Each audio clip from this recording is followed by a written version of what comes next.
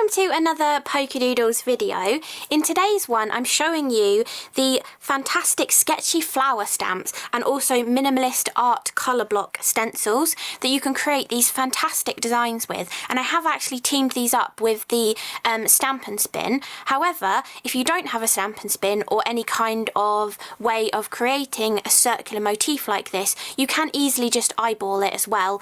Just stamp, I tend to do top one first, then bottom one, the two sides, and then stamp in between, and you can definitely get very similar effects to this. Or you can just use some of the larger flowers and do a card like this using those beautiful minimalist colour blocks to add your colour to your designs as well. Great if you don't like colouring in your images, it's a fantastic way to add colour. But here's just a couple of examples in this video of how you can use this.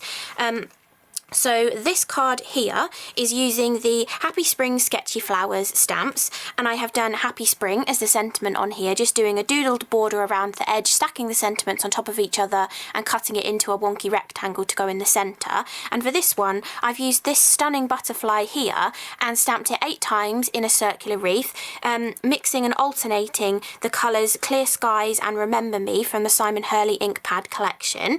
And then for the sort of minimalist colour blobs in the background, I've used a mixture of Tumbled glass and Salvaged Patina distress inks to give a beautiful effect in the background. And for some extra sparkle, I watered down a little bit of the teal raspberry opal blaze touch tips and watercoloured in the butterflies, then mixed it with some of the blue colours of inks I was using and splattered it in the background as well to give this beautiful effect. So that is literally just using the stamps with those beautiful stencils. But if you want to add a bit of extra colour or change it up a little bit, you can do a very similar kind of idea, except for this one I was using the Hello Sketchy Flower stamp with this beautiful butterfly here, and this time I actually Copic coloured all of the butterflies on here, and the colours that I were using for the body of the butterfly I used C3 and C5. For the purple butterflies I was using V25 and V28, and for the turquoisey teal kind of butterflies I was using BG72 and BG75 if you would be interested in using the same colour scheme.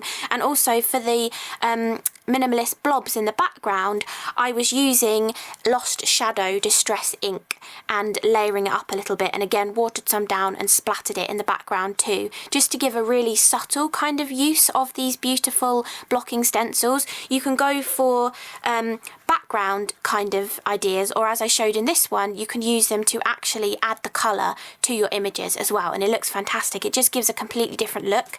And then to finish off this card I used the All Occasions stamp set, and I used Make-A-Wish Mummy as the sentiment on here, and you've got all sorts of different wording that you can personalise these to, even step and in-law and great as well, so you've got a lot to play around with for that. And these are the two Minimalist art colour block stencils if you want to see them. They kind of look like they'd create a fantastic cow pattern or a leopard print or something as well, so definitely have a play with that kind of idea. But they work brilliantly with these gorgeous sketchy flower stamps as well.